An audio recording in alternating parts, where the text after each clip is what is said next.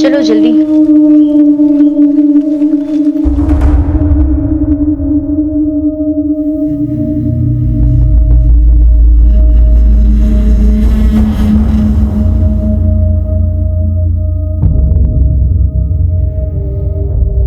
चलो जरा जल्दी चलो, बहुत देर। अरे दीदी संभाल के, और थोड़ा जल्दी जल्दी चलो। आपको पता है ना शाम को ये रास्ता बहुत खतरनाक हो जाता है।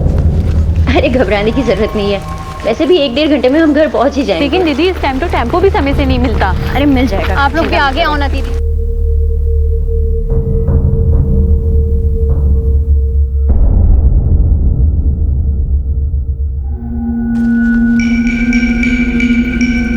बस आ गए बस स्टॉप पे। हाँ बस आ ही गए हैं।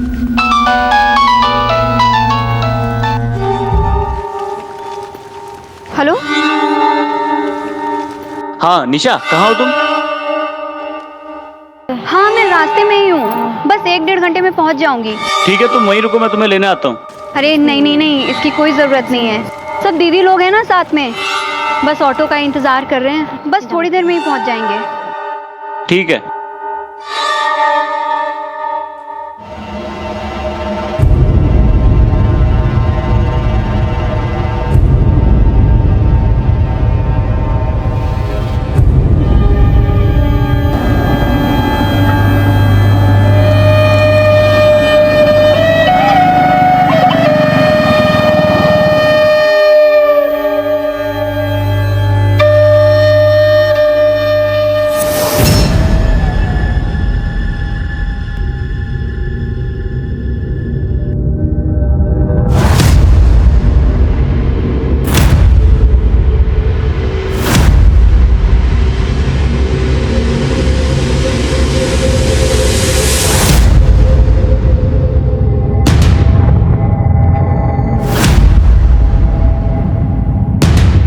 दीदी अरे वो आ गई।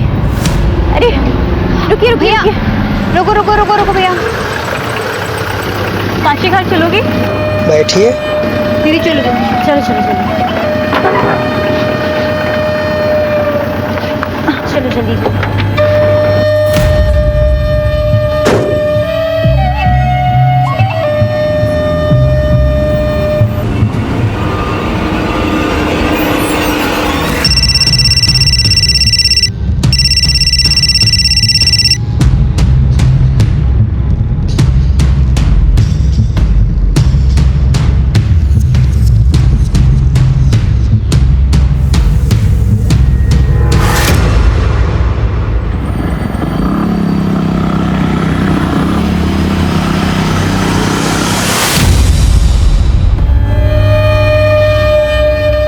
फाइनली टेम्पो मिल गया दीदी। दीदी हमें कल ऑफिस में जाकर इसकी रिपोर्ट करनी होगी। हाँ बिल्कुल, चाहे कोई कुछ भी करे, हमें अपनी जिम्मेदारी निभानी है। क्या आपको लगता है इस मामले में पुलिस हमारी बात सुनेगी? क्यों नहीं सुनेगी, हम जाकर पुलिस में कंप्लेन करेंगे।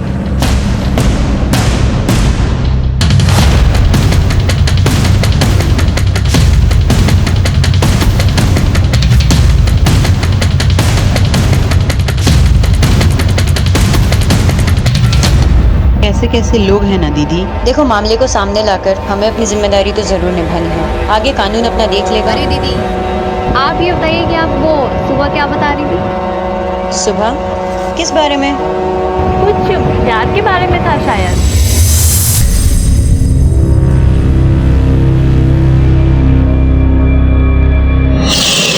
हमारा नाम सुजीत है, हमसे दोस्ती करोगी?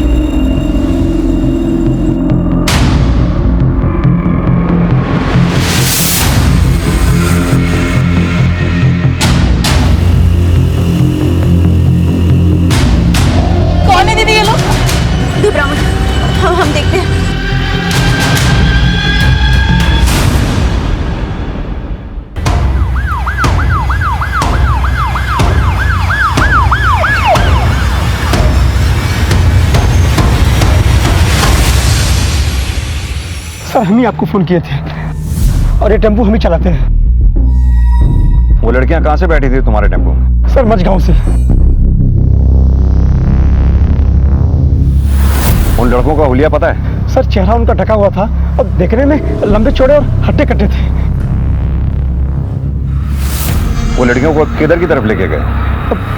सर शायद इधर गए सर। हाँ, चलो।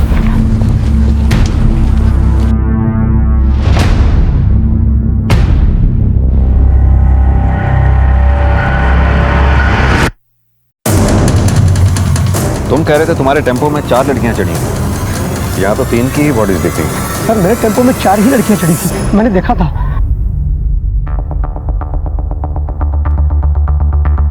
श्रीवास्तव, इधर जंगल में देखो आसपास। तुम बता रहे थे वो किसी के खिलाफ पुलिस में कंप्लेंट लिखवाने की बात कर रहे थे। सर वो तो मैंने नहीं सुना, मैंने इतना ही सुना था। क्या आपको लगता है इस मामले में पुलिस हमारी बात सुनेगी? क्यों नहीं सुनेगी? हम जाकर पुलिस में कंप्लेन करेंगे। और तभी अचानक गुंडों ने हमें घेर लिया।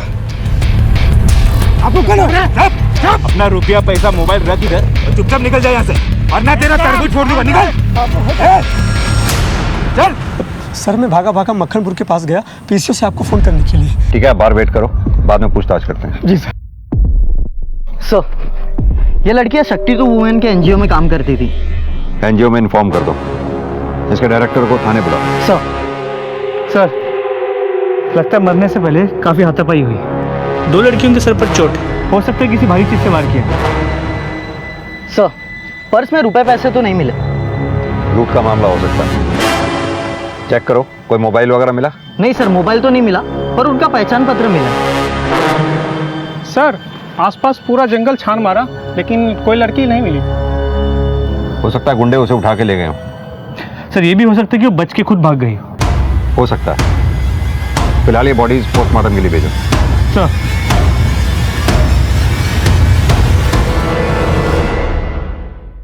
ये ड्राइवर पे नजर रखो, इसके कॉल रिकॉर्ड चेक करो।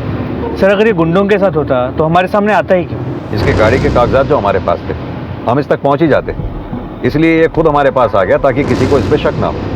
अनुज, ये बॉडीज जिस कंडीशन में हमें मिली हैं, इन्हें देखकर ऐसा लगता है कि इनके साथ दुष्कर्म हुआ होगा। जो भी हो, पोस्टमार्टम की रिपोर्ट आने के बाद तो पता चली जाएगा। सर क्या ये हो सकता है कि किसी ने एनजीओ से अपना बदला इन औरतों से निकाला हो?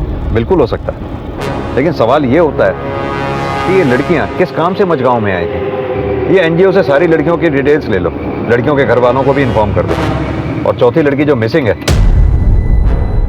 उसके घर जाके भी देखो वो घर पहुंची है नहीं। अगर नहीं पहुंची तो सुबह इस एरिया में आके फिर दोबारा से छानबीन करनी होगी। हो सकता है वो डर के हमारे जंगल में छुपी हो। जी सर।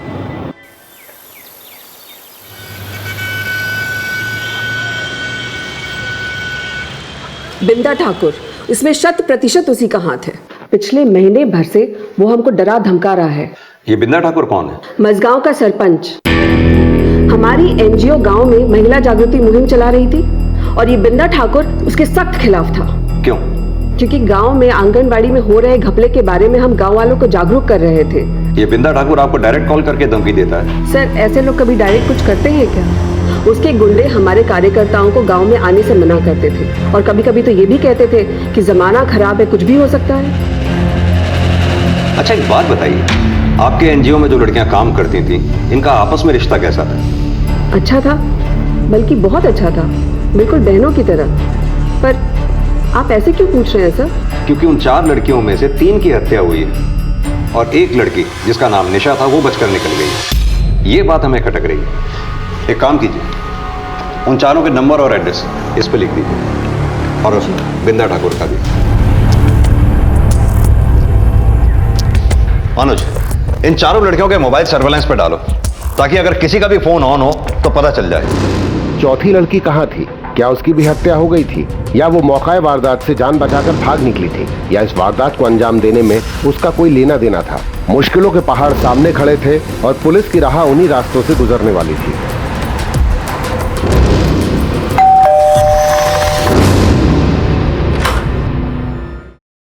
निशा का कुछ पता चला? कहाँ है हमारी बिटिया?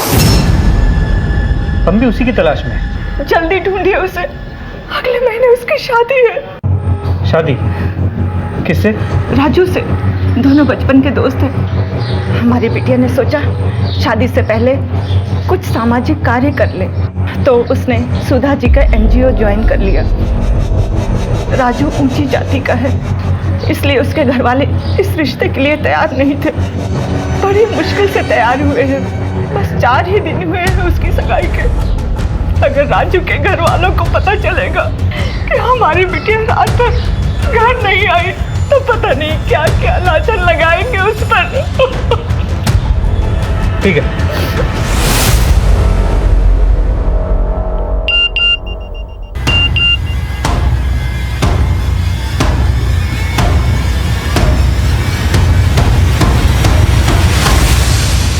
सर, कल रात तो सिर्फ हमें शक था, लेकिन अब हमारा शक यकीन में बदल गया है कि जिस लड़की की पहचान कल संगीता के नाम से हुई थी, 8 साल पहले उसका ये वीडियो वायरल हुआ था। जो लोग भी ये वीडियो देख रहे हैं, हमारी मदद कीजिए।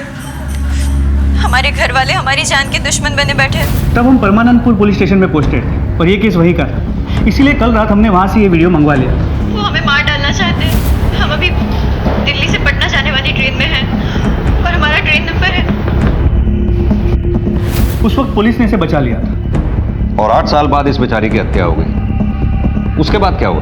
फिर उसके बाद इसके बॉयफ्रेंड की रोड एक्सीडेंट में मौत हो गई और शायद इसके घर वालों ने इसकी शादी कहीं और करवा दी। इस संगीता के माँ बाप और उसके पति को इन्फॉर्म कर दो और निशा की तलाश भी तेज कर दो।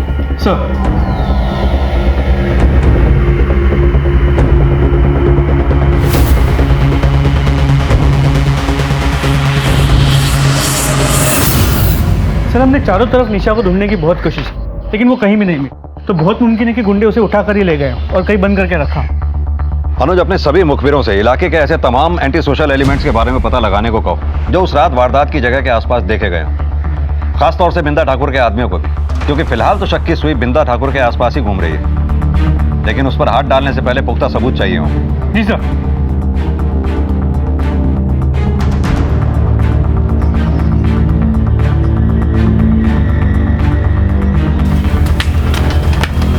मामले की कशीदगी को देखते हुए पुलिस ने अपनी तफ्तीश के आधार पर संदिग्धों को दबोचना शुरू किया। सर, आपका शक सही था। पोस्टमार्टम रिपोर्ट के मुताबिक उन लड़कियों के साथ सामूहिक बलात्कार भी हुआ और जिन 2 लड़कों को हमने शक की बुनियाद पर पकड़ा है, उनका ताल्लुक बिंदा ठाकुर से।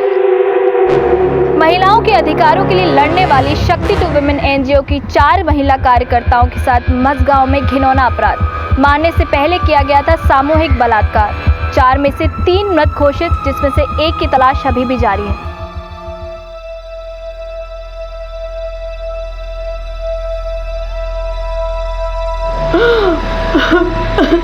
पता नहीं जिया जी कहाँ रह गए, फोन ही नहीं मिल रहा उनका।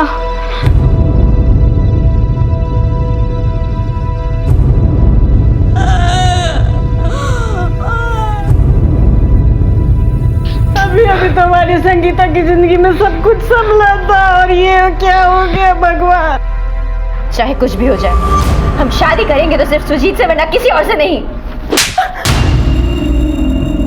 वो लड़का हमारी बिरादरी का नहीं है और ऐसे आवारा लड़के से मैं तुम्हारी शादी नहीं होने दूंगा। और तुम भूत बनकर क्या खड़ी हो? समझाओ इसे। सुरेंद्र शुक्ला। जी हाँ। सुजीत नाम के एक लड़के की ट्रक से कुचल के मौत हो गई। रुको, रुको उसे।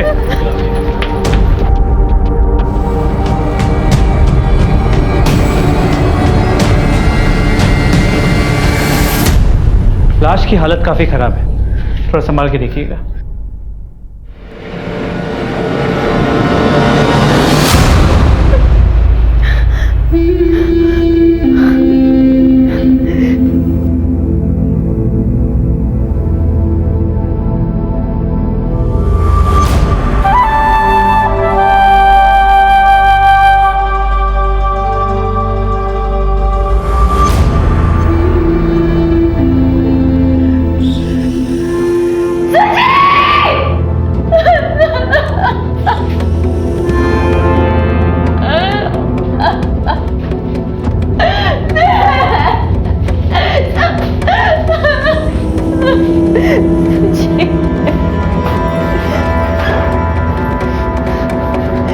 अब तसल्ली हो गई ना आप लोगों को?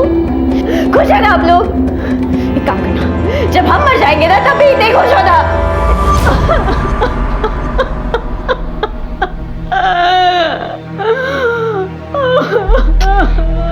पापा, हम खुद ही देख के आते हैं जीजा जी को।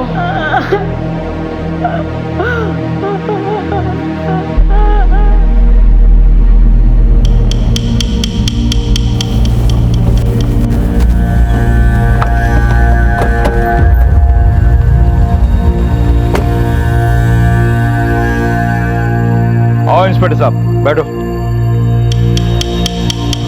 बिंदा ठाकुर, शक्ति 2 वुमेन नाम के एनजीओ के कार्यकर्ताओं के ऊपर जानलेवा हमला हुआ है। बलात्कार भी हुआ था, समाचार में देखा है। बहुत दुख हो। वो चारों कार्यकर्ता परसों गांव में ही आई थी आपके। सुना है आप उन्हें धमकियां भी दिया करते थे। कैसी बातें कर रहे हैं इंस्पेक्टर साहब? अबला नारी को मैं नहीं धमकाता। हाँ, कोई मर्द होता तो बात अलग है। वैसे आप लोग सबूत या गवाह लाए हो या ऐसे ही हवा में पतंग उड़ा रहे हो? गवाह और सबूत भी हम निकाल लेंगे। ये बताइए कि उस दिन गांव में हुआ क्या था? होना क्या था, ज्ञान देने आई थी तो मैंने ही थोड़ा सा ज्ञान दे दिया उन्हें। हमारी योजनाओं से आपको हर वो सहायता मिलेगी जो बिंदा ठाकुर आपको नहीं देते हैं। सरकार ने ऐसी एक नहीं, ढेरों योजनाएं बनाई है बच्चों और महिलाओं के लिए। अगर आंगनवाड़ी में आपको इनमें से कोई भी सुविधा नहीं मिलती है तो आपको उसकी शिकायत करनी चाहिए। जैसे ये क्या हो रहा है यहाँ? क्या है ये सब? तुम लोग इनकी बातें क्यों सुनते हो? मैं गांव का सरपंच हूँ। अगर तुम लोगों को कोई परेशानी है, कोई शिकायत है, तो हम आपस में बात कर सकते हैं ना? बातें तो आप बहुत कर चुके हैं सरपंच जी, लेकिन अब हम काम करके दिखाएंगे, बातें नहीं। देवी जी, आपको जो करना है करो, लेकिन हमारे गांव की शांति भंग मत करो। चलो अपना अपना काम करो। चलो चलो। अरे आप रुकिए, आप लोग इनकी बात मत सुनिए। रुकिए आप लोग, अरे रुक जाइए।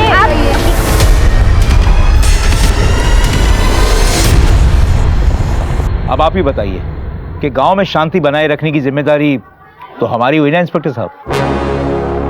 इसलिए आप जाइए और जो खो गई है लड़की उसे खोजिए, शायद वो जिंदा हो। अगर मेरी कुछ मदद की जरूरत हो तो मैं यहीं मिलूंगा। हो सकता है हमारी और आपकी अगली मुलाकात जेल में ही हो।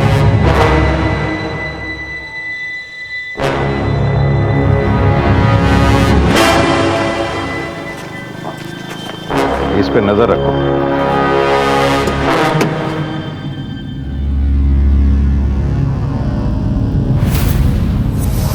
मझगांव सामूहिक हत्या और बलात्कार के मामले में पुलिस ने अपने शक के घेरे में आए हुए हर एक संदिग्ध पर नजर बनाए रखी।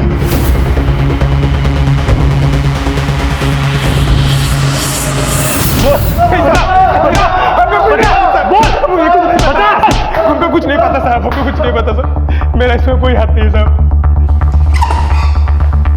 सर, बिंदा ठाकुर के गुंडे तो मुंह ही नहीं खोले। वहाँ टेम्पो ड्राइवर के कॉल रिकॉर्ड या निगरानी से भी कुछ हाथ नहीं लगा। सर, हमने चारों लड़कियों की कॉल रिकॉर्ड चेक की।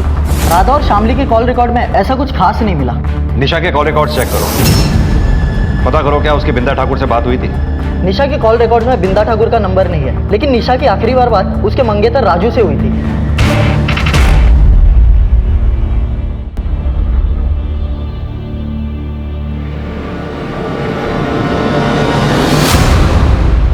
जिया जी,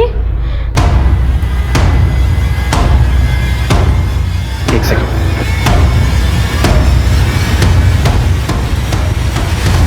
सुनीता, क्या बात है? जिया जी, दीदी। क्या क्या हुआ संगीता को?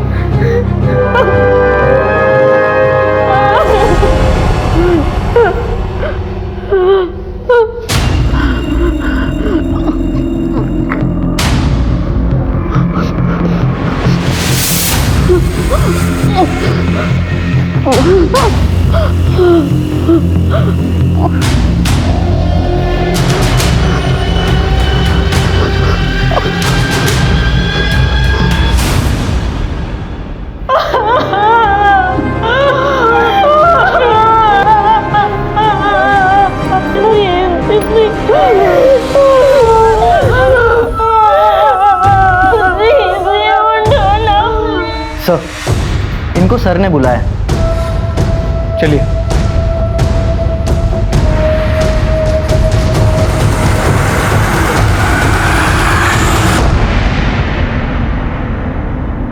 कैसे पति हैं आप? हमने संगीता के कॉल डिटेल्स चेक किए, पता चला पिछले 15-20 दिन से आपने एक बार भी संगीता से बात नहीं की फोन पे। आखिरी बार कब बात हुई थी आपकी संगीता से? 20 दिन पहले। क्यों? क्योंकि पिछले 20 दिन से वो घर नहीं आई थी। तो फिर कहां रह रही थी? सर वो अक्सर एनजीओ के काम से बाहर जाया करती। हमारी एनजीओ के डायरेक्टर से बात हुई थी, उन्होंने बताया कि एनजीओ की लड़कियां 3 दिन पहले मिर्जापुर गांव गई थी। उससे पहले संगीता कहां रह रही थी? सर मुझे नहीं पता। क्या मतलब नहीं पता? आप पति हैं उसके, पिछले 15-20 दिन से बीवी आपके घर नहीं पहुंची है, आपने एक बार भी फोन करके यह पता करने की कोशिश नहीं की कि आपकी बीवी है कहां पर। मुझे तो आपको देखकर लगता भी नहीं कि आपको बीवी के जाने का जरा सा भी दुख है। सर दुख तो तब होता जब कुछ अच्छा होता। दरअसल इन दिनों हम लोगों के बीच में कुछ अनबन चल रही थी। श्रीकांत, हम अब आपके साथ और नहीं रह सकते। हमने बहुत कोशिश की ये रिश्ता निभाने की, लेकिन हम कब तक ढोंग करते रहे? 1 महीने पहले तो सब कुछ ठीक था, लेकिन पिछले 1 महीने से देख रहा हूं कि तुम अचानक बदल गई हो। ठीक है, अभी आप जा सकते हैं।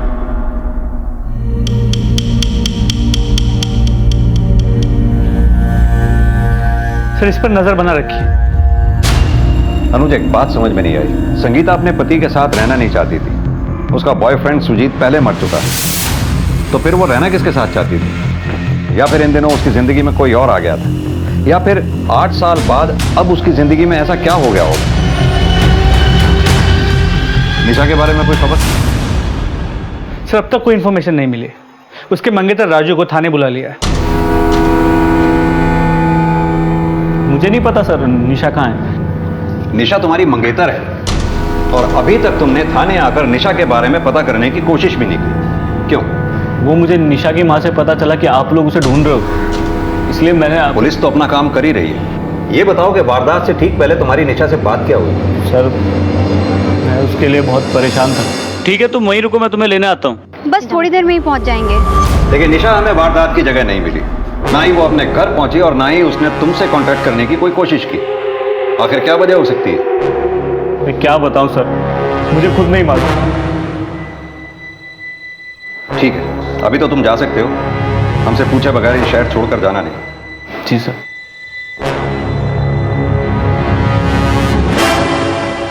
लड़का कुछ ज्यादा ही सीधा लग रहा है, निगरानी रखो इस पर।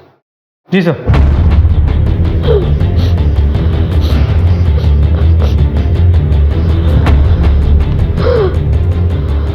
वो भी तेरे राजू की तरह ही मुझसे बहुत प्यार करता था।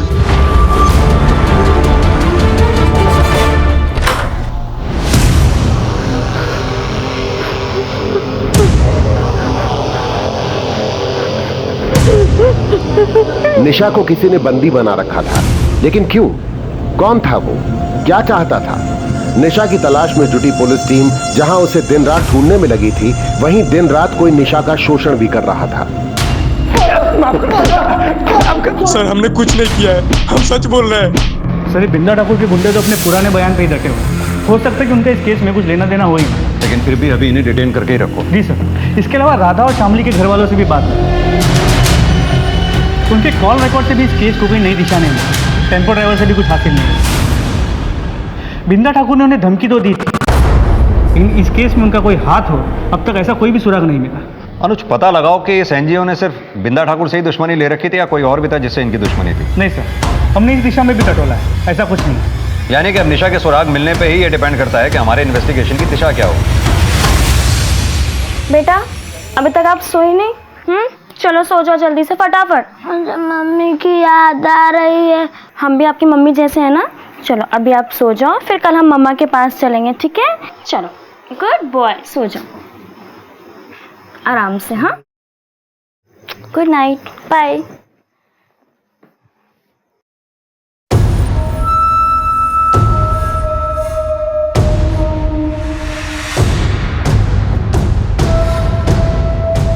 जिया जी, आप अपने आप को अकेला मत समझिए, हम आपके साथ हैं।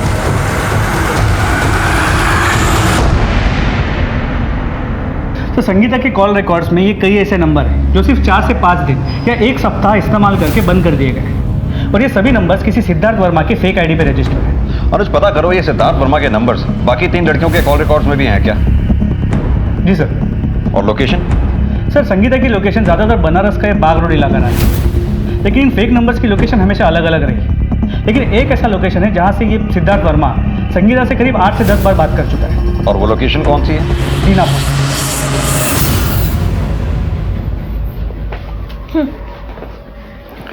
Thank you. सुनिए, इस बार आप फिर से 5-6 दिन बाद आएंगे? नहीं, जल्दी आ जाऊंगा। तुम्हें कुछ जरूरत होगी तो बताना, मैं वहीं से अरेंज कर दूंगा। लेकिन कोशिश कीजिएगा कि जल्दी आ जाए। पक्का।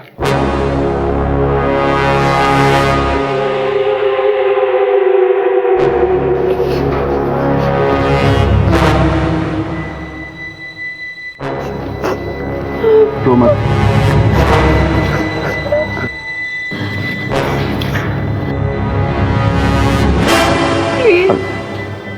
प्लीज जाने दो मुझे। पागल हो गई है क्या? कितना रिस्क उठा के लाए हो, तुझे पता है? तू यहाँ पर सेफ है, मैं हूं ना तेरे साथ। मेरी सगाई हो चुकी है। और सुहागरात कितनी बार तो बना चुकी है मेरे साथ।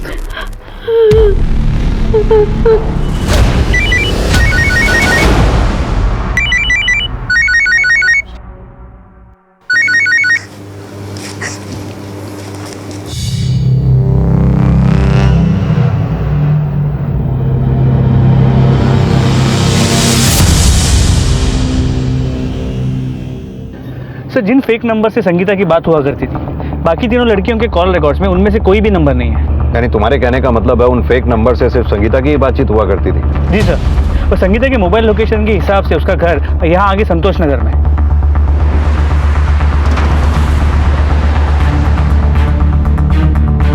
जरा बात सुनो, इस लड़की का नाम संगीता है, जानते हुए कहाँ रहती है?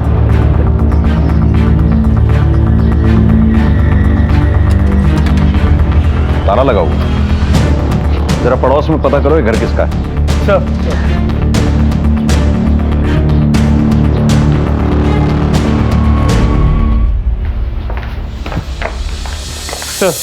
ये घर इनका है। हाँ सर, किराए पे दे रखी है।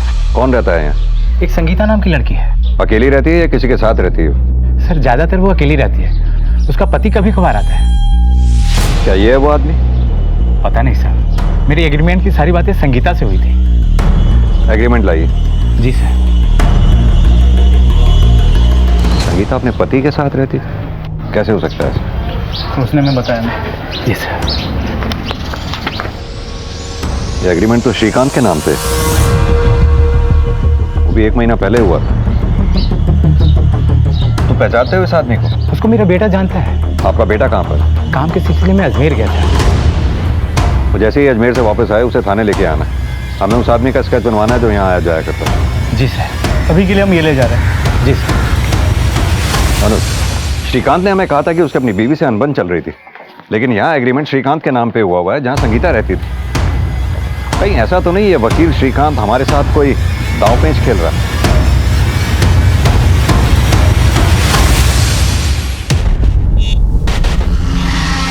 घर जल्दी आइएगा, हम पहना देते हैं। रहने दीजिए, हम कर लेंगे।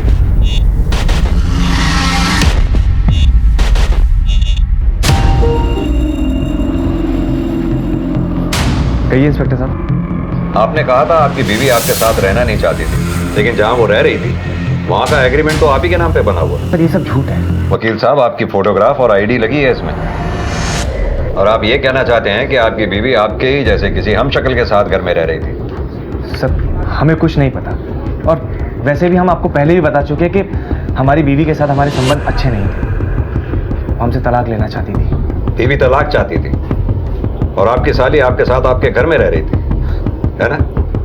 क्या मतलब सर? मतलब ये कि अपनी साली के चक्कर में आपने अपनी बीवी को अपने रास्ते से हटा दिया और अब हमें गुमराह कर रहे हैं। सर ये सब क्या बकवास कर रहे हैं आप? वकील साहब, चौकन्ने रहिए। कानून के आंख पे पट्टी जरूर बंधी होती है, लेकिन वो अंधा नहीं होता।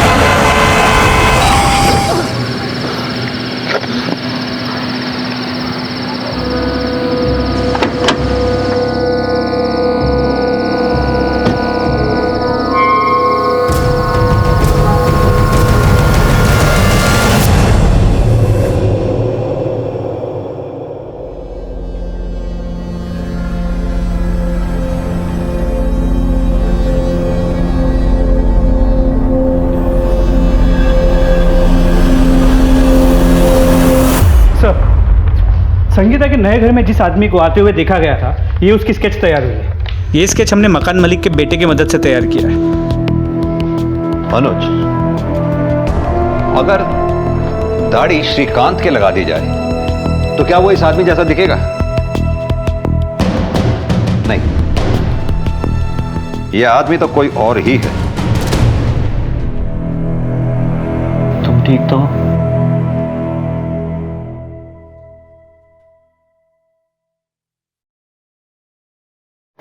क्या हुआ निशा? मुझे डर लग रहा है राजू। निशा, अब डरने की जरूरत नहीं है, तुम सेफ हो। मुझे तुमसे डर लग रहा है। मुझसे क्यों? तुम मुझे छोड़ तो नहीं दोगे ना? निशा, तुम ये फालतू की बातें सोचना बंद करो। तुम्हें आराम की जरूरत है। हाँ, तुम आराम करो।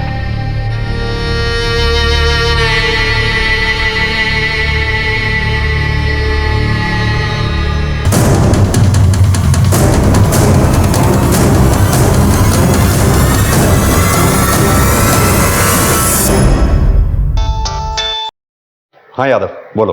सर, निशा का पता चल गया है, वो हॉस्पिटल में। निशा? निशा, हमें तुम्हारा बयान चाहिए होगा। जो कुछ भी तुम्हारे साथ हुआ हमें शुरू से बताओ। सर, हम लोग टेम्पो से बनारस वापस लौट रहे थे। वहां पर फिर कुछ गुंडे आए और हमें चारों तरफ से घेर लिया और टेम्पो के ड्राइवर को भी वहां से भगा दिया उन लोगों ने। लड़की को लेके अंदर चलो। दीदी, हम लोग तुम लोगों को चाहते। बांध दो इन सबके हाथ पैर। तुमने उनके चेहरे देखे थे? सर, उन सबके चेहरे ढके हुए थे और सर जब उनमें से एक राधा के साथ जबरदस्ती कर रहा था तो राधा ने उसका नकाब खींच लिया और सर फिर उसने राधा को मार दिया। अमित को मार क्यों दिया? किसने मेरा चेहरा देख लिया था भाई? सबको मारना पड़ेगा, किसी को मत छोड़ना। तो फिर उन्होंने तुम्हें कैसे छोड़ दिया? मार! इसको नहीं। क्या बोला? ये मुझे पसंद है। पागल हो गया क्या? अगर ये जिंदा रहेगी ना तुझे अंदर करवा देगी, समझो? भाई, बात की बातें देखी जाएगी, मगर ये मुझे पसंद है। भाई, घर में बांध के रखना, मैं भी आऊंगा कभी कभी।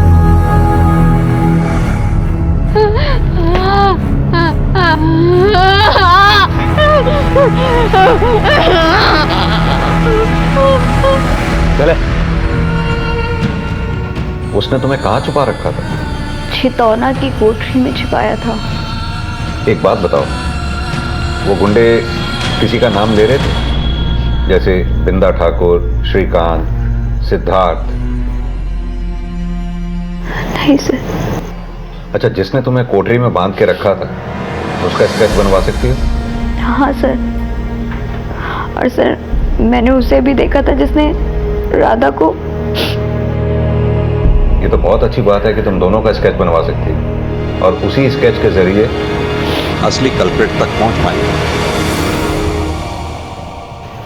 अनुज, पूरे हादसे से तो यही लगता है वो जो कोई भी थे, संगीता ही टारगेट थी उनके लिए। वो संगीता की जिंदगी को नुकसान पहुंचाना चाहते थे। बाकी लड़कियां इसलिए मारी गईं क्योंकि उन्होंने उनमें से किसी एक गुंडे का चेहरा देख लिया था। ऐसा कौन हो सकता है जो संगीता की जिंदगी लेना चाहता? कुल मिलाकर ये पूरा हादसा संगीता की जिंदगी से जुड़ा हुआ है। निशा, क्या कभी संगीता ने अपनी जिंदगी के बारे में तुमसे कुछ कहा था? नहीं सर, पर सर दीदी एक महीने से बहुत खुश थी। कह रही थी कि उन्हें उनका प्यार मिल गया है। प्यार? संगीता ने किसी का नाम बताया? निशा के पुलिस को दिए बयान के बाद इतना साफ हो गया था कि अपराधियों का मकसद संगीता को ही टारगेट करना था और उसी के आधार पर पुलिस ने अपनी सूझबूझ से इस केस के सिरे को पकड़ लिया। उनकी मुहिम इतनी खुफिया थी कि खुद उनके मातहत काम करने वालों को भी इसकी कोई भनक नहीं थी, लेकिन अब उनकी मेहनत का फल मिलने का वक्त आ गया।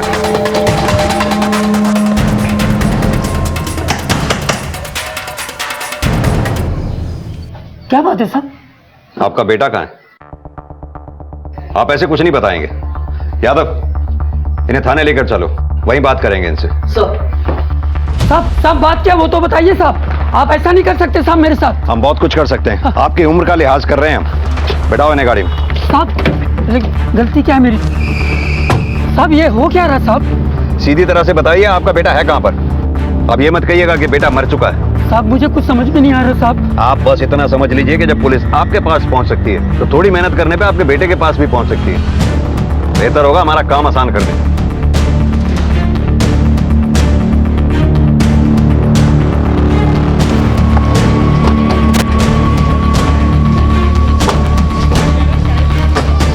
कौन सा है घर?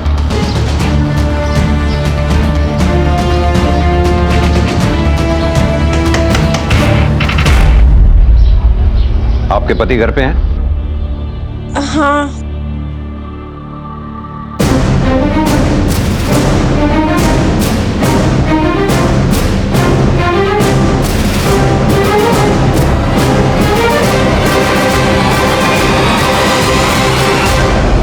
आठ साल पहले जो आदमी मर चुका था उसका पुनर्जन्म देखकर बहुत अच्छा लगा। सिद्धार्थ वर्मा और सुजीत।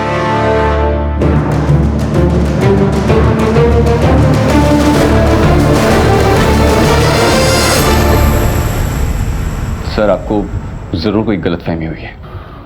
यादव सर जरा लेकर आओ उन्हें।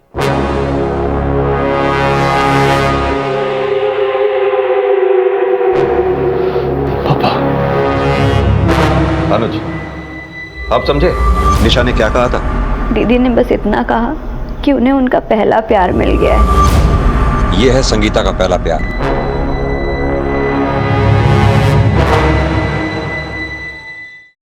भाई हमें तेरी कहानी एकदम शुरू से सुननी है। तू 8 साल पहले मर गया था ना, फिर दोबारा जिंदा कैसे हो गया? सर हम और संगीता 8 साल पहले एक दूसरे से बेहद प्यार करते थे, लेकिन हमारी बिरादरियां अलग थी।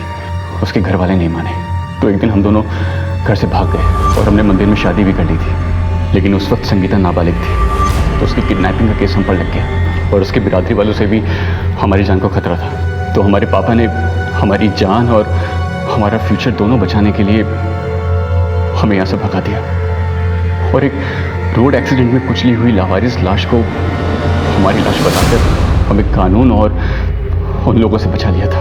और मैंने उस लावारिस डेड बॉडी पे सेम अपने जैसा टैटू भी बना दिया था। तो तूने संगीता और एनजीओ की बाकी लड़कियों की हत्या और बलात्कार क्यों करवाया? सर हम तो अपनी दूसरी जिंदगी में बेहद खुश थे। सर हमने तो शादी भी कर ली थी, बैंक में अच्छी नौकरी भी लग गई थी, लेकिन फिर जब हमारा ट्रांसफर दिल्ली से यहाँ बनारस होने लगा तो अपना चेहरा छुपाने के लिए हमने दाढ़ी मूंछ रखना शुरू कर दिया ताकि कोई हमें पहचान न सके। फिर एक दिन बाजार में संगीता ने हमें पहचान लिया।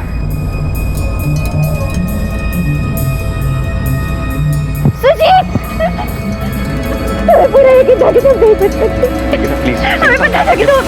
थोड़ा धीरे बोलो प्लीज। हम सब हमें जानते हैं, लेकिन वो चुप ही नहीं हो रही थी, तो उसे लेकर मैं अपने दोस्त के यहाँ चला गया।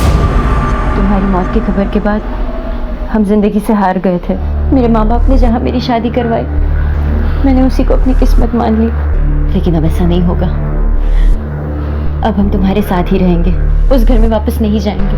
और वैसे भी हमारी शादी तो आज से 8 साल पहले ही हो चुकी थी ना। संगीता, वो हमारा बचपना था, लेकिन अब हालात बदल गए हैं ना। जब हम नहीं बदले, तुम नहीं बदले, तो हालात कैसे बदल गए? वो अब हमसे रोज मिलने की जिद करने लगी, और रोज रोज तो किसी दोस्त के यहाँ पर नहीं मिल सकते थे, इसलिए हमने एक कमरा किराए पे ले लिया। संगीता ने अपने पति श्रीकांत के नाम से एग्रीमेंट बनवा लिया था, लेकिन फिर वो हमसे शादी की जिद करने लगी। तो तूने उसे बताया क्यों नहीं कि तू शादीशुदा है? बताया था सर, लेकिन उसे कोई फर्क ही नहीं पड़ा। हम एक काम करते हैं, हम हमारे पति से तलाक ले लेते हैं और आप अपनी पत्नी से तलाक ले लीजिए। फिर हम दोनों साथ में कहीं दूर जाकर घर बसाएंगे।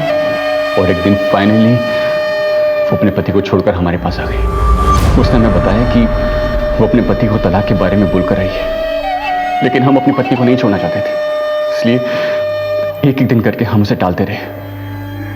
फिर एक दिन उसने हमें बिंदा ठाकुर के बारे में बताया। बिंदा ठाकुर खुद को लोगों का बहुत बड़ा हमदर्द दिखाता है, पर जब हमने उसके काले करतूतों पर से पर्दाफाश करने की कोशिश की तो उसने अपने लोगों के जरिए हमें जान से मारने की धमकी देनी शुरू कर दी।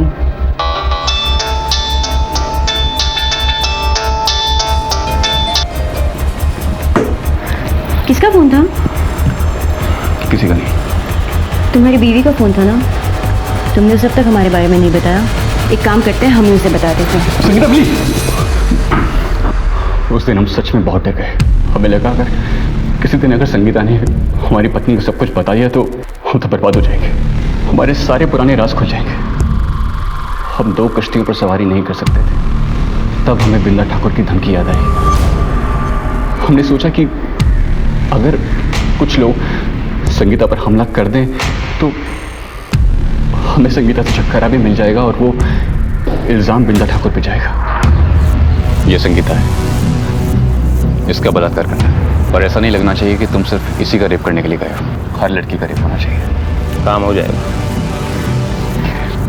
हमें लगा अगर उसकी इज्जत ही लूट जाएगी तो वो शर्म से खुद ही आत्महत्या कर लेगी।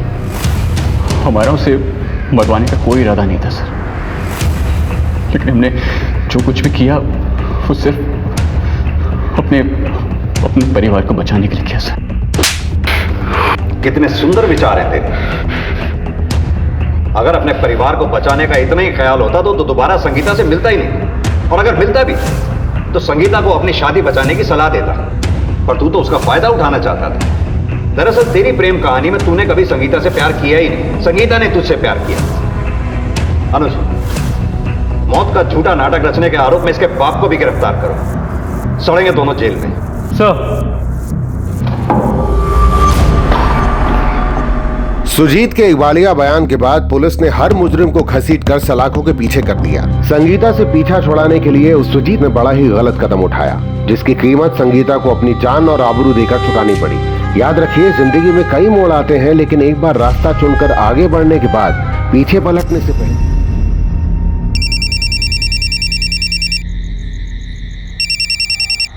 हाँ भाई, काम हो गया। उसके पास से कोई बैग मिला? बैग? कौन सा बैग? उसके पास एक बैग होना चाहिए। बैग नहीं उसके पास कोई। तो ढूंढो, मुझे हर कीमत पे वो बैग चाहिए, समझे? चल।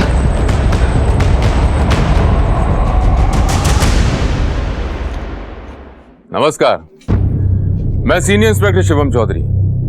कभी कभी हम ढूंढने कुछ और जाते हैं और मिल कुछ और जाता है। मुझे एक ऐसे ही केस याद आता है जब मैं बाराबंकी उत्तर प्रदेश में पोस्टेड था। यह केस शुरू तो हुआ था एक मर्डर से, लेकिन जब हमने अपनी जांच शुरू की तो पता चला कि सिर्फ मर्डर का मामला नहीं, बल्कि सैकड़ों जिंदगियां दांव पर लगी थी।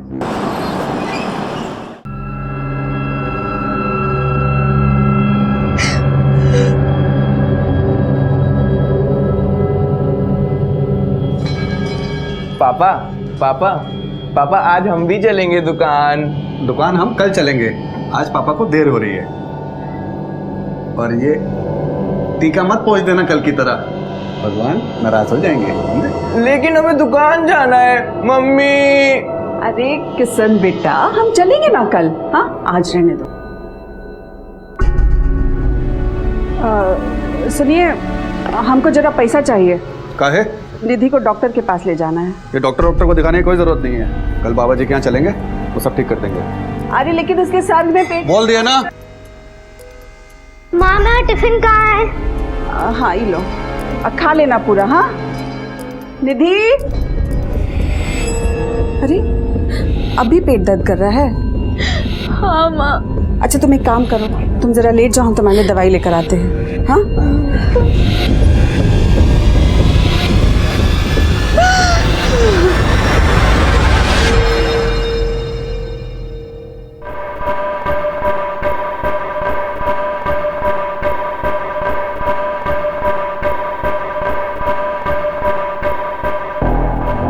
हाँ बाबूजी, हाँ बाबूजी कह रहे हैं ना अगले महीने हम आ जाएंगे दोनों। हाँ प्रणाम बाबूजी। सुनो, बाबूजी का बार बार फोन आ रहा है, कह रहे कि मिल के जाओ, अगले महीने जाके मिल के आते, ठीक है? और तुमको क्या हो गया, इतना मुंह लटका के क्यों खड़ी हो तुम? विनीत, हमको लगता है कि हम माँ बनने वाले हैं। सच?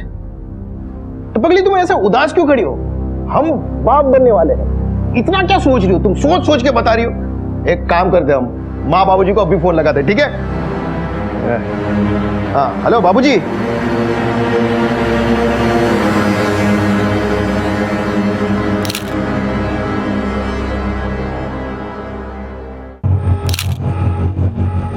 सर, शरीर पे मारपीट के निशान है, निशान गले पर भी है। देख के लगता है मौत गला घोटने की वजह से हुई है। सर, मैंने आसपास लोगों से पूछताछ कर ली है, लेकिन इस लड़की को कोई नहीं जानता सर। लाश को पोस्टमार्टम के लिए भेजा और आसपास अच्छे से चेक करो, कुछ मिलता है क्या जिससे इसकी पहचान हो सके? सर,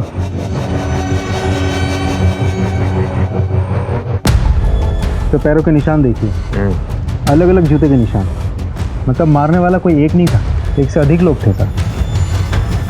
वो 4 व्हीलर में लड़की को किडनैप करके लाए होंगे, उसे अंदर ले गए होंगे, उसे मारा होगा और फिर इसी डायरेक्शन में गाड़ी के साथ चले गए होंगे। या फिर लड़की को कहीं से मार के यहाँ लाए होंगे। सुनो, इधर आओ। तुम में से किसी ने रात को कोई गाड़ी को यहाँ से आते जाते देखा है? सर, रात में गांव के इस तरफ सुनसान रहता है, कौन आता है कौन जाता है किसी को नहीं मालूम पड़ता है। ठीक है, तुम जा सकते हो। राजेश सर, आसपास के गांव में चेक करो कोई इस लड़की को जानता था क्या, और ये भी पता लगाओ रात में किसी ने कोई गाड़ी को यहाँ आते जाते देखा। Right sir.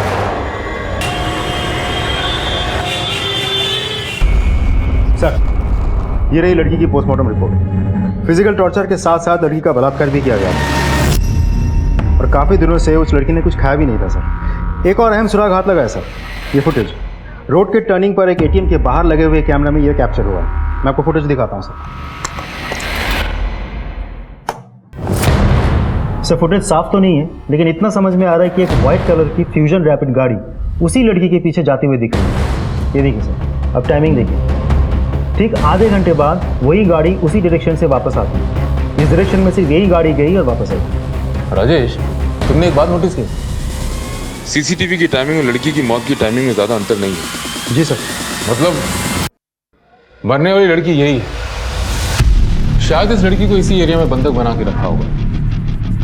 इतने ज्यादा फिजिकल टॉर्चर और भूखे रहने के बाद कोई भी लड़की बहुत दूर तक भाग नहीं सकती। एक काम करो, इस एरिया में व्हाइट कलर की जितनी भी फ्यूजन रैपिड गाड़ियां हैं उनकी डिटेल्स निकलवाओ।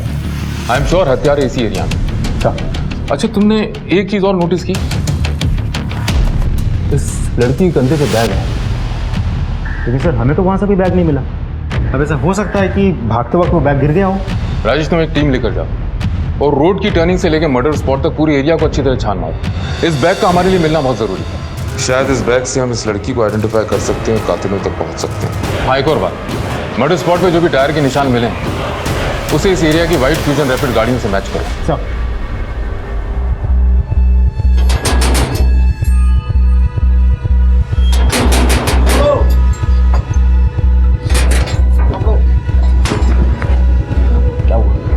अरे यार, सब जगह छान मारा, कहीं नहीं मिला बैग यार। अरे यार, क्या करें इस बैग का?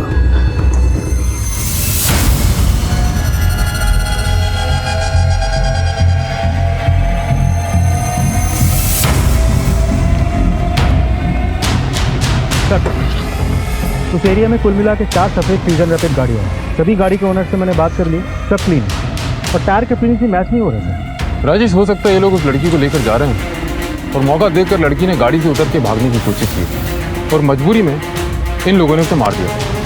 पॉसिबल है। इस बैग का कुछ पता चला? सर, हम कोशिश कर रहे हैं, लेकिन अभी तक कोई सुराग हाथ नहीं लगा। वो एरिया बड़ा सुनसान है, वहाँ ज़्यादा कोई आता जाता नहीं। 20 जुलाई को मतलब मर्डर वाली रात 12 से 1 के बीच में उस एरिया में जितने भी मोबाइल्स एक्टिव थे सबकी डिटेल्स निकलवाओ।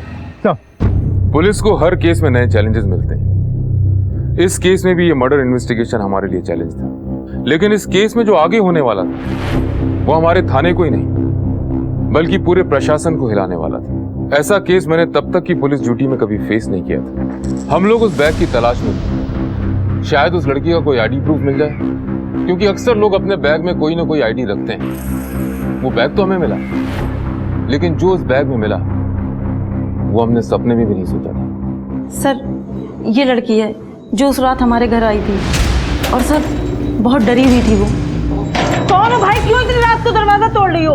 कुछ लोग हमारे पीछे पड़े हैं, थोड़ी देर के लिए हमें अंदर छुपा लीजिए। लेकिन तुम हो कौन और हम तुम्हें अपने घर में क्यों आने रहे? बस थोड़ी देर। नहीं भाई, जाओ यहाँ से तुम। सुनिए तो भाई, जाओ यहाँ से। सुनिए, थोड़ी देर के लिए सुनिए तो। सर, इस लड़की के मर्डर के बारे में जब हमने अखबार में देखा तो हम बहुत घबरा गए थे और वो लड़की ये बैग हमारे घर के बाहर छोड़ गई थी। क्या है इस बैग में? सीडीज है।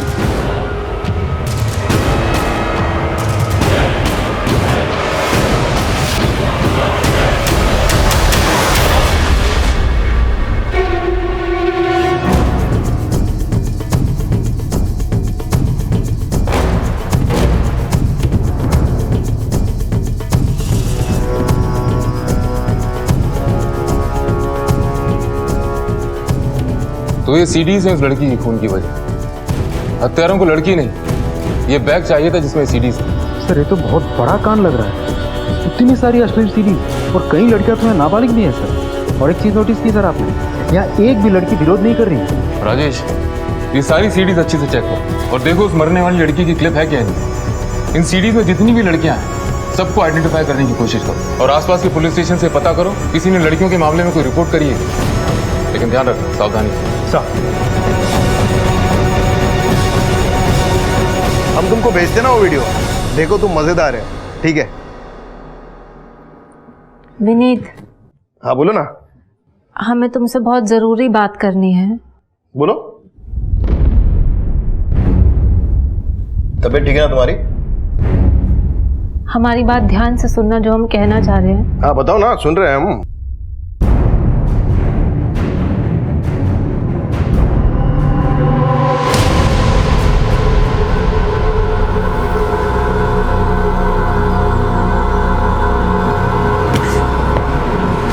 फिर तुमको हमारी बात पे विश्वास नहीं है क्या?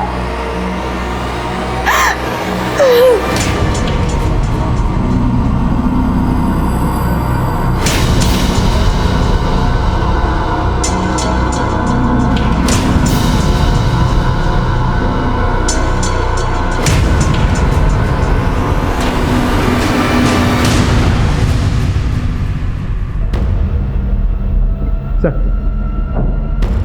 कुल मिला के 262 वीडियोज़ हैं। मरने वाली लड़की की भी सीडी बनाई गई थी। ये रही सर। सर यहाँ एक बात इंटरेस्टिंग है, सारे वीडियोज़ एक ही जगह पर बनाई गई थी। वही बिस्तर, वही चादर, एवरीथिंग इज। एक और बात सर, वीडियो बनाने वाले ने अपनी पहचान बहुत सफाई से छुपा ली है। एक भी वीडियोज़ में, एक भी सीरीज में वो खुद नहीं दिख रहा है। प्रोस्टिट्यूशन और पोर्नोग्राफी दोनों एंगल चेक करो। जंगल में इतनी बड़ी आग लगी हुई, किसी ने धुआं उठता देखा होगा। निधि, अभी तक तैयार नहीं हुई तुम? जल्दी तैयार हो जाओ, जाना है। मुझे नहीं जाना है। सुधा, इसे समझाओ और तैयार करो जल्दी।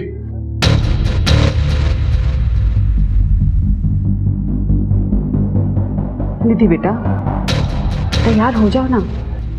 सुधा। हाँ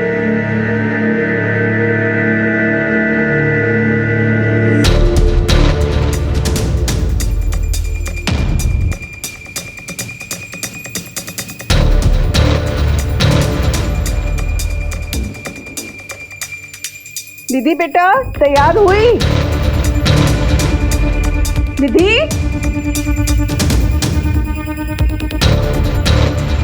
निधि, अरे सुनते हैं? क्या हुआ, क्यों चिल्ला रही हो? निधि कहीं दिख नहीं रही है। उसको हम अभी तैयार होने बोले थे, अब यहाँ वहाँ देख रहे हैं, सब जगह कहीं नहीं मिल रही है। मैं खुद एक बेटी का बाप हूँ। किसी दिन वो स्कूल जाने के लिए मना करती है तो मैं सोचता हूँ कि वो स्कूल क्यों नहीं जाना चाहती। इस बारे में मैं उससे बात करता हूँ। निधि का बदला हुआ स्वभाव एक दस्तक थी जो उसके माँ बाप ने अनसुनी कर दी। और जिन लड़कियों के वीडियोस हमें मिले, मुझे यकीन है दस्तक उन्हें भी महसूस हुई होगी। एक पुलिस ऑफिसर होने के नाते मैं हमेशा हैरत में पड़ जाता हूँ कैसे लोग आसान दस्तकों को नजरअंदाज कर देते हैं और अपराध को अपने जीवन में घुसने का मौका देते हैं, जिसका अंजाम हमेशा बुरा होता है। तो तुम सब पोर्नोग्राफी का काम करते हो और इस धंधे का सबसे बड़ा खिलाड़ी है तू, टिल्लू। अब ये देख और बता, ये सारी वीडियोस बनाता कौन है? सब हमारे धंधे में से तो कोई नहीं था। इस तरह के वीडियो जो भी बनाता था सब घाटे में जाता था। क्यों, ऐसा क्या वीडियोस में? सब आप खुद ही देख लो ना साहब, ना अच्छी क्वालिटी है ना पूरी वीडियो। हमारा काम नहीं साहब। अगर इन सब के पीछे तेरा नाम निकला ना टिल्लू, तो जिंदगी भर कोई और काम करने का लायक नहीं रहेगा, इतना याद रखना। राजेश सर, तो टिल्लू सही कह रहा है। ये सब साधारण घर की घरेलू लड़कियां, सबकी सब नशे में और इस बात से अनजान है कि इनकी वीडियो रिकॉर्डिंग हो रही है। मुझे लगता है ये वीडियो पोर्नोग्राफी के लिहाज से बनाई नहीं गया, तो फिर 250 से अधिक वीडियोस बनाने का और क्या रीजन होता है? ब्लैकमेल। किसी ने ये वीडियो इन लड़कियों का मुंह बंद रखने के लिए बनाया है। शायद इसीलिए इतनी लड़कियों में से किसी एक ने पुलिस कंप्लेन में। क्या है? हमको लगता है कि हमें पुलिस स्टेशन जाना चाहिए। पहले तुम हमारी इज्जत घर में निकाल रही थी, अब क्या चाहती हो कि पूरे शहर में हमारी इज्जत की नीलामी करवाओगी? अगर पुलिस स्टेशन का सोचा ना तो ये तुम्हारी टांगे तोड़ के तुम्हारे हाथ में दे देंगे। भूख लगी हमें, खाना बनाओ।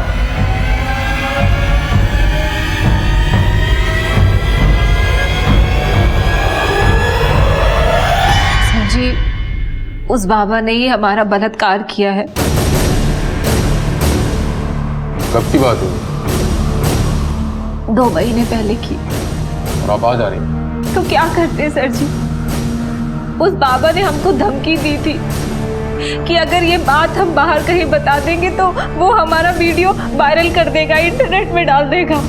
हम डर गए थे और इसलिए हम चुप बैठ गए।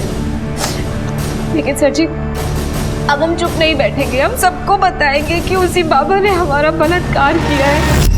लगता है कि हमारे पेट में जो बच्चा है वो भी शायद उसी बाबा का ही है। और हमारे पति, वो तो यकीन करने को ही तैयार नहीं है कि हमारा बलात्कार हुआ है।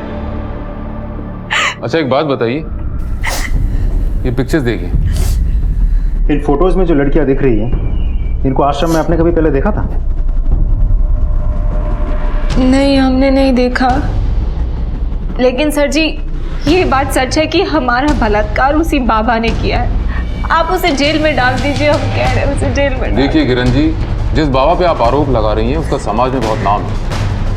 हम बिना जांच पड़ताल करे उसे अरेस्ट नहीं कर सकते। आप एक काम कीजिए, बाहर जाकर रिपोर्ट लिखाइए और विश्वास कीजिए कि पुलिस अपनी पूरी कार्रवाई करेगी। आपको अपना मेडिकल टेस्ट भी करवाना होगा।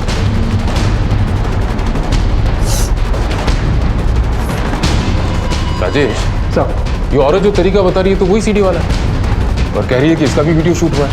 कहीं सब के पीछे उसी बाबा का हाल तो नहीं? उन सीडीज को दोबारा चेक कर और देखो कि इसका भी तो फुटेज नहीं हुई। चल। ओमकारनाथ बाबा की जय, ओमकारनाथ बाबा की जय, ओमकारनाथ बाबा की जय, ओमकारनाथ बाबा की जय, ओमकारनाथ बाबा की जय। शांत हो जाइए, शांत हो जाइए। परमात्मा तक तो मनुष्य की सिर्फ आत्मा ही पहुंचती है, तब मनुष्य के कर्म ही काम आते हैं। अगर अच्छे कर्म करोगे तो जीवन मृत्यु से छुटकारा पाकर आत्मा परमात्मा में लीन हो जाएगी, अन्यथा दोबारा संसार में आना पड़ेगा दुख भोगने के लिए। ओमकारनाथ बाबा की जय, ओमकारनाथ बाबा की जय, बाबा की जय, ओमकारनाथ बाबा की जय, ओमकारनाथ बाबा की जय। बाबा जी, हमें आपसे कुछ बातचीत करनी है। आपको हमारे साथ थाने चलना होगा। आप लोग ऐसे कैसे ले जा सकते हो पिताजी को? बाबा जी को आप थाने कैसे ले जा सकते हैं? किरण नाम की एक औरत ने इनके खिलाफ बलात्कार का आरोप लगाया। क्या बकवास कर रहे हैं आप? समझ में आ रहा है कि आप किसके बारे में क्या बात कर रहे हैं? देखिए, हमें सब समझ में आ रहा है हम क्या बोल रहे हैं, लेकिन आप शायद भूल रहे हैं आप किससे बात कर रहे हैं। हम आपको महाराज जी को नहीं ले जाने देंगे। शांत हो जाइए, शांत हो जाइए आप सब लोग। इंस्पेक्टर साहब, किसी ने हमारे खिलाफ आपके पास रिपोर्ट लिखवाई और आप हमारे आश्रम चले आए हमसे पूछताछ करने के लिए। बाबा, हमें आपसे सिर्फ पूछताछ करनी है। उम्मीद करते हैं आप कोऑपरेट करेंगे। ठीक। मगर महाराज, क्या नहीं जाने देंगे? हम आपको नहीं जाएंगे। बाबा कहिए, बाबा निर्दोष है। बाबा नहीं ले जाएंगे, बाबा यही रहेंगे। शांत हो जाइए, शांत शांत शांत हो जाइए। देखिए, अगर हम निर्दोष है तो पुलिस जांच में सिद्ध हो जाएगा। अगर आप लोग ऐसा शोर मचाओगे तो पुलिस हमें दोषी मानेगी। वैसे भी कुछ बाबाओं की वजह से हम जैसे संत लोगों के आश्रम में पुलिस आने लगी। चलिए।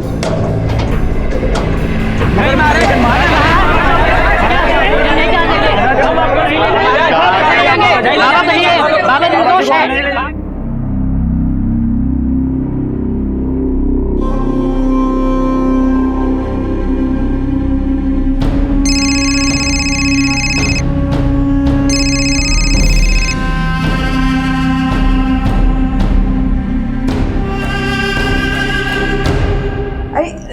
का कुछ पता चला क्या? नहीं मिली, और ये सब तुम्हारी वजह से हुआ है। हमने कहा था ना उसे काबू में रखो, निकल गई ना हाथ से। पुलिस स्टेशन चलते हैं ना। खबरदार जो पुलिस का नाम लिया तो हमारी बदनामी कराना चाहती हो क्या?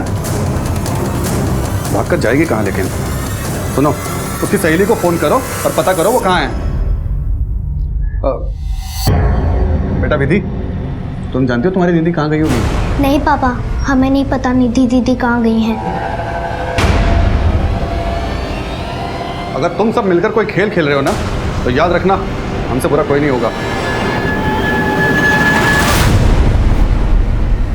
जी सर, किरण हमारी भक्त थी, लेकिन कुछ समय से वो हमारे आश्रम में नहीं आ रही थी।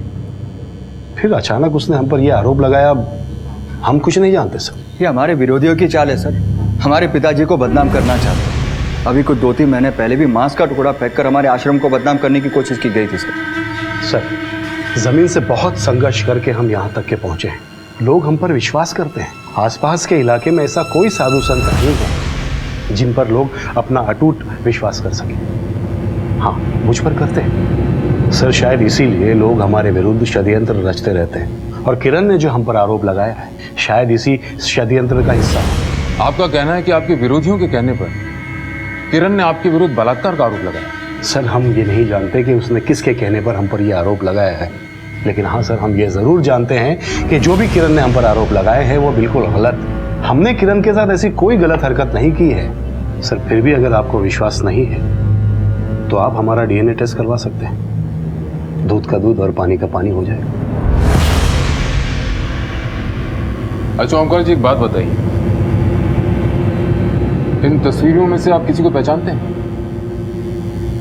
इस लड़की की लाश आपके आश्रम से 2 किलोमीटर दूर मिली थी। नहीं सर, हम नहीं जानते।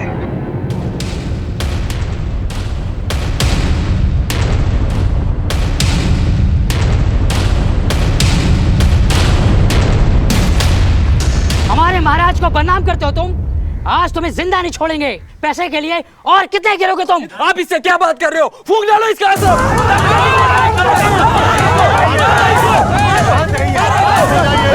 हटो पीछे, पीछे हटो। क्या कर क्या रहे हो आप लोग? क्या यही शिक्षा हमसे मिली है आप लोगों को? मारपीट करना, लड़ाई झगड़ा करना? अगर हमारा जरा भी सम्मान करते हो तो यहाँ से फौरन अपने आश्रम जाओगे आप लोग। लेकिन पिताजी, गलत तो इसी ने किया है। आप खामोश रहिए गुरु, सब आप ही की वजह से हो रहा है ये। अगर आप चाहते तो इन सब को आश्रम में ही शांत कर चुके होते, लेकिन आपने ऐसा नहीं किया। ओमकार, ये नाटक बंद करो। सब प्रभु की कृपा है। हमारे विरुद्ध जिसने भी तुम्हारे कान भरे, वो जितना बैरी हमारा है उतना ही बैरी तुम्हारा भी है। चाहिए चलिए।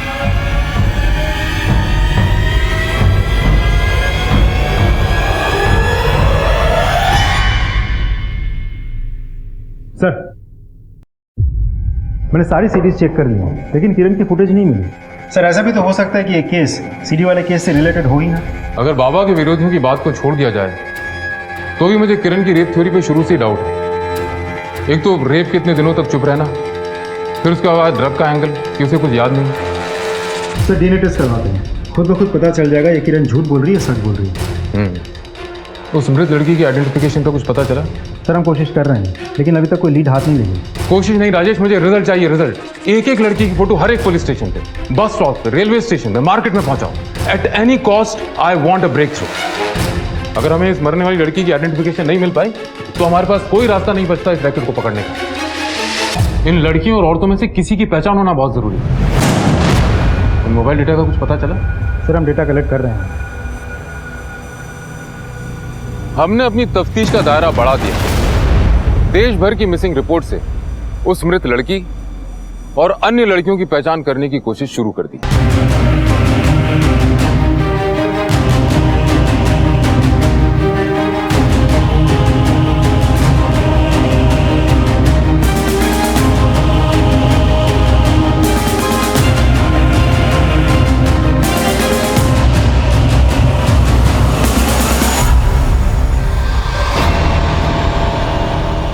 अगर तूने किसी को कुछ भी बताया ना तो तेरी छोटी बहन के साथ भी यही करूंगा, समझी?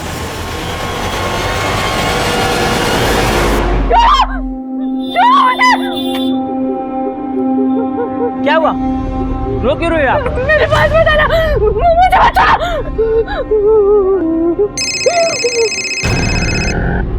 हेलो हेलो निधि, अरे कहाँ पर हो तुम? हाँ बहन जी, ये बच्ची यहाँ पर रो रही है। आपकी बेटी है क्या? अरे हाँ, हमारी ही बेटी है। आप कहाँ से बोल रहे हैं? ये झंडे वाले चौराहे के पास चाय की दुकान पे। आप ना उसको वहीं पर रखिएगा, हम अभी आ रहे हैं। अरे सुनिए, निधि मिल गई है, कोई झंडे वाले चौराहे पर है। आप जरा चल जाकर ले आइए ना। हाँ वहाँ भी लेके आए उसे। हाँ।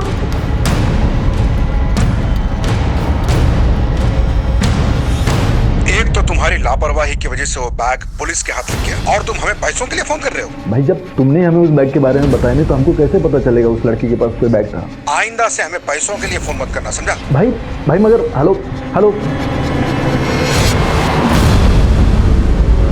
विनीत, हमसे बात तो कीजिए, हमारा क्या कसूर है, हमसे बात तो कीजिए। क्या करें बात तुमसे? हम मना किया था ना मैंने तुमको, कराई ना तुम अपने मन की। विनीत, हम बेकसूर हैं। तुमको मेरी इज्जत का जरा भी ख्याल नहीं आया? हटो। विनीत, हमारी बात तो सुनिए। जी नमस्कार। जी बताइए। मैं गुरु, ओमकार जी का बेटा। तुम्हारी इतनी हिम्मत कि तुम यहाँ तक चले आए? क्या हम अंदर चल के बात कर सकते हैं?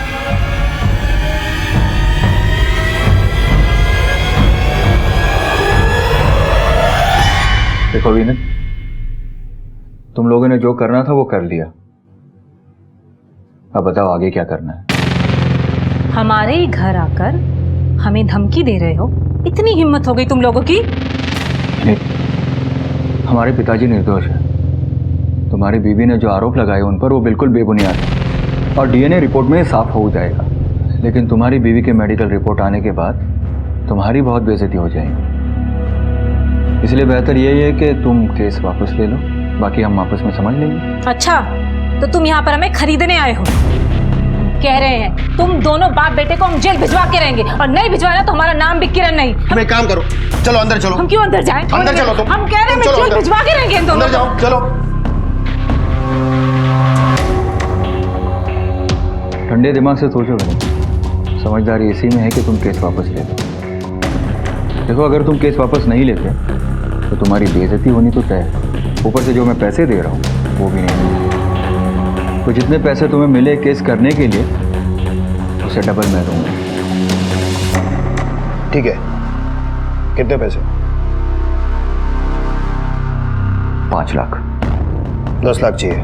अभी के लिए 5 लाख रख लो, बाकी के 5 लाख केस वापस होने के बाद। बस तुम्हें हमारा एक काम करना है।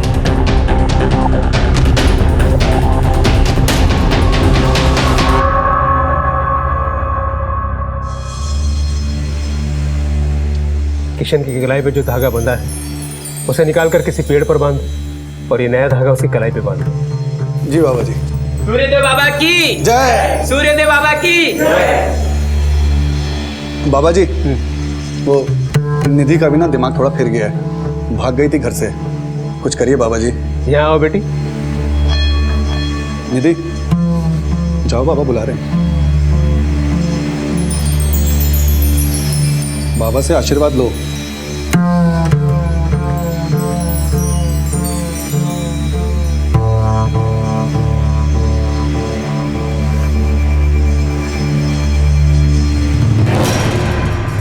राम बाबू, बुरा साया है तुम्हारी बेटी पे अब तक, जो इसे कष्ट दे रहा है।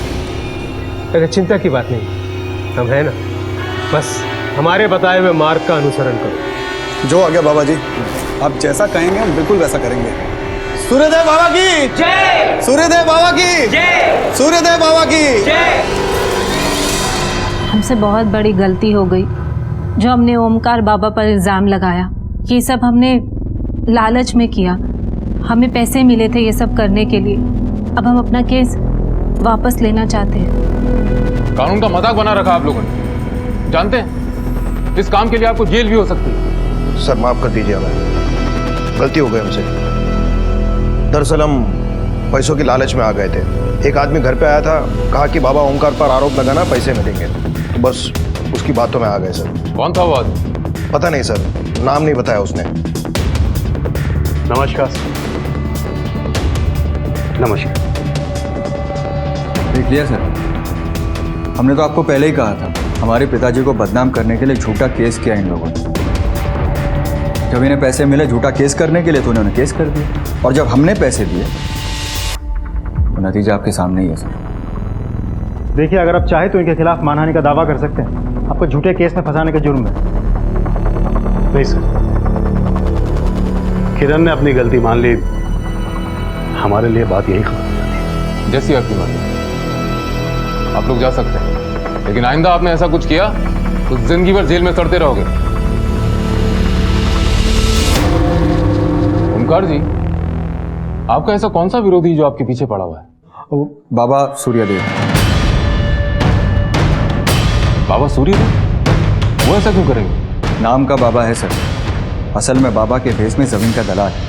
पिछले 2 सालों से हमारी एक जमीन की डील में टांग अड़ा रहा है, और शायद इसी वजह से उसने किरण को पैसे दिए और ये सब ड्रामा करने के लिए कहा, ताकि हमारे पिताजी फंस जाए और वो खुद डील कर सके। और सर, अगर आपको यकीन नहीं है तो सुरेश बिल्डर से पूछ लीजिए आप, और अगर फिर भी यकीन नहीं होता सर तो मैं।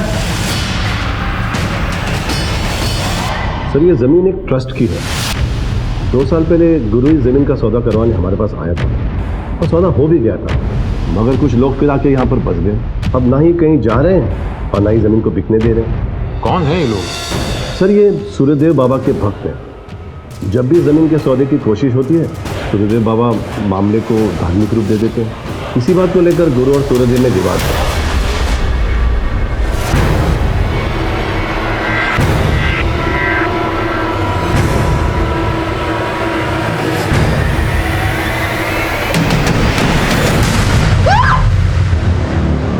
क्या हो गया बेटा? हाँ, वो आदमी कहाँ? कौन आदमी? अरे तुम अपने घर पर हो, अपने घर पर हो तुम। लगता है तुमने फिर वही बुरा सपना देखा। कोई नहीं, चलो सो जाओ, सो जाओ, कोई नहीं है।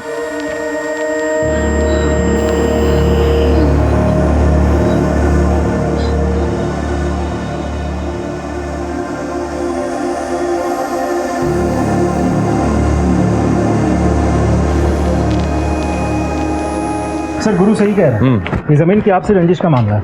सर, गुरु और सूर्यदेव ये दोनों एक दूसरे पे आरोप प्रत्यारोप लगाते रहते हैं। मतलब उस लड़की के हत्यारों और सीडी के राज तक पहुंचने की जो उम्मीद बनी थी वो गई। ना तो उस मरने वाली लड़की का आइडेंटिफिकेशन हो पा रहा है, और ना ही उन वीडियोज में मौजूद किसी लड़की। राजेश, अपना नेटवर्क बढ़ाओ, हो सके तो और स्टाफ लगाओ। मुझे हर हाल में कोई ब्रेक थ्रू चाहिए। क्या?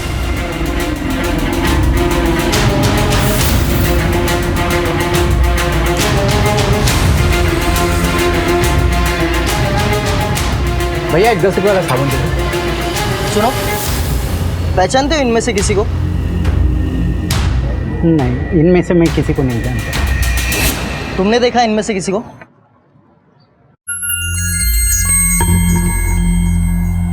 ये लड़की नहीं, ये वो लड़की नहीं। लेकिन क्या किया है लड़कियों ने? कुछ नहीं, तुम बताओ कहाँ देखा इसे? कहीं नहीं सर, हमको ऐसा लगा ये वो लड़की नहीं।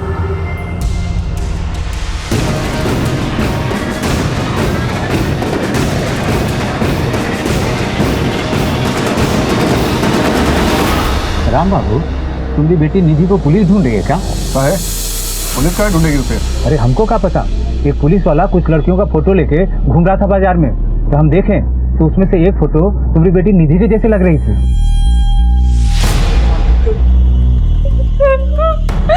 हमने कुछ नहीं किया है पापा।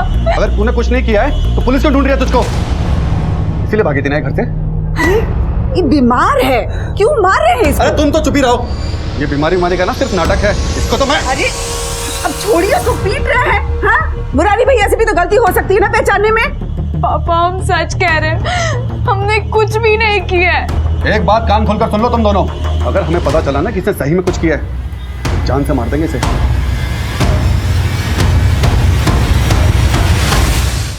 कड़ी से कड़ी जोड़ते हुए बिहार पुलिस की मदद से हम उस लड़की के घर तक पहुंच गए। अभी तो उस लड़की की सिर्फ शिनाख्त हुई थी, हमें यह पता लगाना बाकी था कि उस लड़की का कत्ल किसने किया और वो अश्लील सीडीज उसके पास कैसे आई। 1 साल पहले देखा था उसका चेहरा, जब पैसे कमाने की खातिर घर से बंगाल जा रही थी, गरीबी खा गई हमारी बेटी को साहेब, खा गई। ना वो कमाने की खातिर बाहर जाती और ना उसके साथ कुछ ऐसा होता। मालिनी बंगाल गई थी, फिर वो यहाँ बाराबंकी कैसे? कुछ बताया तुम? 15 दिन पहले फोन पर बात हुई थी साहब उससे, तब उसने बताया था कि काम के सिलसिले में शायद बाहर जाना पड़े, पर यहाँ आने के बारे में उसने कुछ नहीं बताया था सर।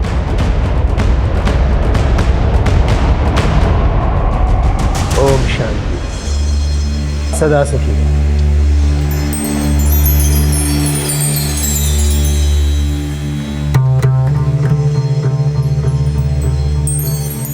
बाबा जी, ये उस दिन घर से भाग गई थी, पुलिस भी इसके पीछे है।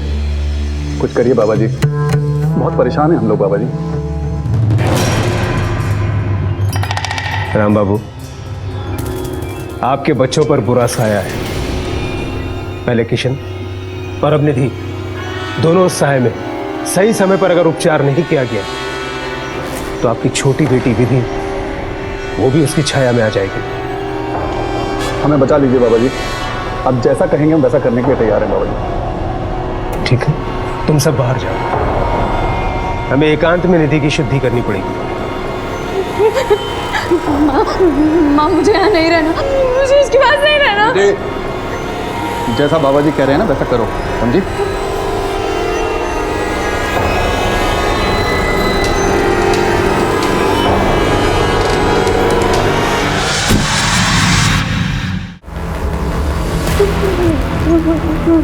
मेरे मेरे मेरे पास मत आना। घबराओ नहीं, मैं हूं ना, मैं तुम्हारी मदद करूंगा।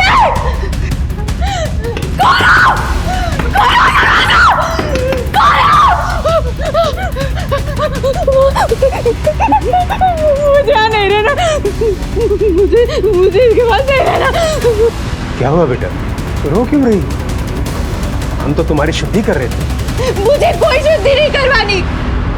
बाबा जी, अब लेके जाइए इसे और पूजा पूरी करिए। राम बाबू, बच्ची की आत्मा विचलित है, ऐसे में शुद्धि नहीं कर सकते। आप इसे घर ले जाइए, जब इसकी आत्मा शांत होगी तब शुद्धि करेंगे। जो आ गया बाबा जी, चाहिए।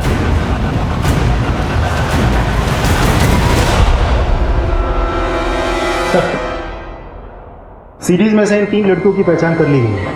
ओह, that's a great news Rajesh. लेकिन एक प्रॉब्लम है सर। प्रॉब्लम यह है कि तीनों लड़कियों के घर वालों ने अपनी अपनी इज्जत बचाने के लिए वीडियो में तीनों लड़कियों के होने से मना कर दिया, लेकिन तीनों लड़कियों के अलावा एक और लड़की भी है जिसे वीडियो में होने का हमें शक है। ये लड़की सर, नाम है निधि शर्मा, बाप का नाम है राम बाबू। पक्का तो नहीं कह सकते, लेकिन शायद एक आदमी ने इसे पहचान लिया। सर हमें शक हुआ तो हमने पीछा किया। सर लड़की की पहचान को लेकर हम श्योर नहीं थे, मामला भी बहुत सेंसिटिव था, इसलिए ना ही हमने इस लड़की से पूछताछ करी, ना ही इसके घर वालों से। जब हमने अपने सोर्सेस से पता किया तो एक खास बात सामने आई। क्या खास? ये सर, सर इस लड़की के परिवार वाले बहुत ही ज़्यादा धार्मिक हैं और इस बाबा के भक्त हैं, अक्सर इनसे मिलने जाते हैं। ये सूर्यदेव वही है ना जिसका गुरु के साथ झगड़ा है? जी सर। तो ये है इस कहानी का मैसेंजर। ये सूर्यदेव तो कमाल निकला। चलो इसके आश्रम की सैर करके आते हैं, ये सीढ़ी सी गुत्थी वहीं सुलझेगी। चलो, आज की शुद्धि के बाद बुरा साया तुम्हें कभी भी परेशान नहीं करेगा। बस आज अपना मन विचलित नहीं होने देना।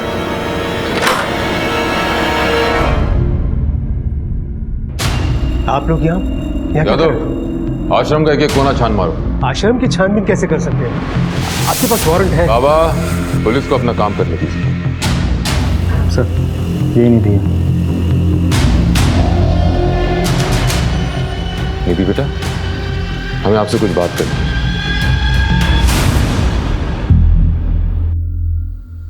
नहीं सर, हम इस लड़की को नहीं जानते।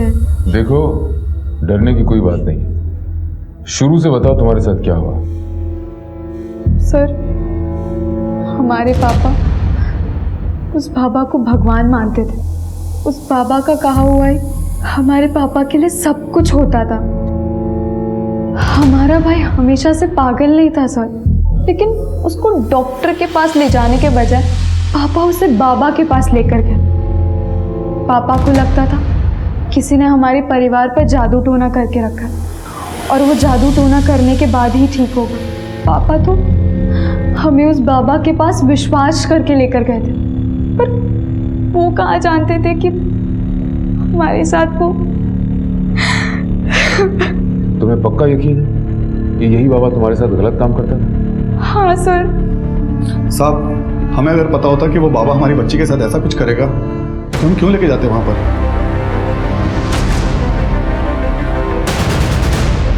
इन डॉक्यूमेंट को अपलोड करो, हेडक्वार्टर में मेल करो।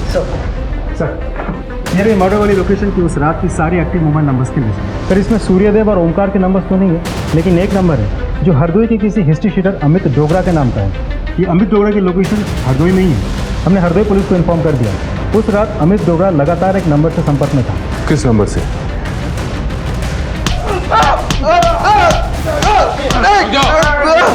साले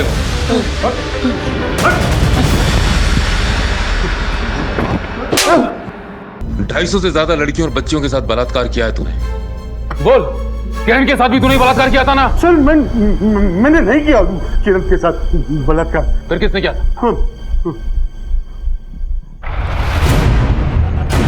नहीं सर, सच बोल।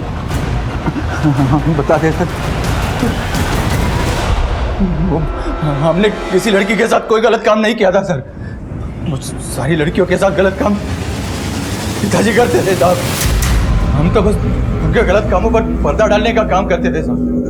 लेकिन सर, जब हमने किरण को देखा आश्रम में तो हमसे रहा नहीं गया सर। इसलिए तुम दोनों इतने कॉन्फिडेंट थे कि किरण के पेट में पल रहे बच्चे का डीएनए टेस्ट इस ओमकार के साथ मैच ही नहीं करता, क्योंकि उसका बलात्कार तो तूने किया था। और नशे में वो ये समझती रही कि उसका बलात्कार ओमकार ने किया है। और बताओ, निधि का बलात्कार किसने किया? निधि का बलात्कार मैंने किया था साहब। हम तुम्हारी बच्ची के आसपास बुरी शक्तियों को महसूस कर रहे हैं। अगर इन बुरी शक्तियों को तुरंत नहीं रोका गया तो इस बच्ची की भी वही हालत होगी जो तुम्हारे पुत्र की हुई है। महाराज, ये क्या कह रहे हैं आप? बच्चा, इस बच्ची को अति शीघ्र शुद्धि की जरूरत है। हमें इसके लिए हवन करना होगा। हवन में जो सामग्री लगेगी वो हमारा सेवक तुम्हें बता देगा। आप दोनों जाकर वो सारी सामग्री ले आइए, तब तक कि हम इस बच्ची के शुद्धिकरण की प्रक्रिया शुरू करते हैं। जो आ गया महाराज। सब हमने जड़ी बूटियों के जरिए उसे बेहोश कर दिया।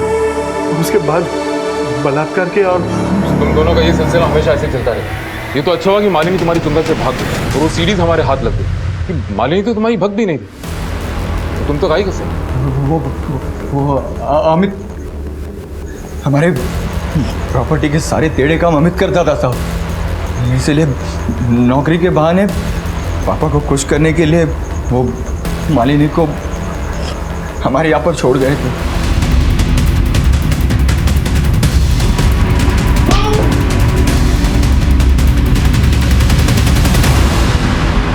लेकिन मालिनी को मौका मिल गया, वो सारी सीढ़ीज लेकर आश्रम से भाग गई।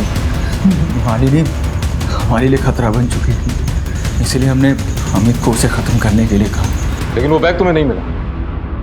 वो बैग कांता के जरिए हम तक पहुंचा। लोग तुम्हारे चरणों में आते हैं ये सोचकर कि तुम उनके दुख दर्द दूर करोगे, और तुम उनकी आस्था का नाजायज फायदा उठाते हो। अब जिंदगी भर जेल की रोटी खाने की आदत डाल लो।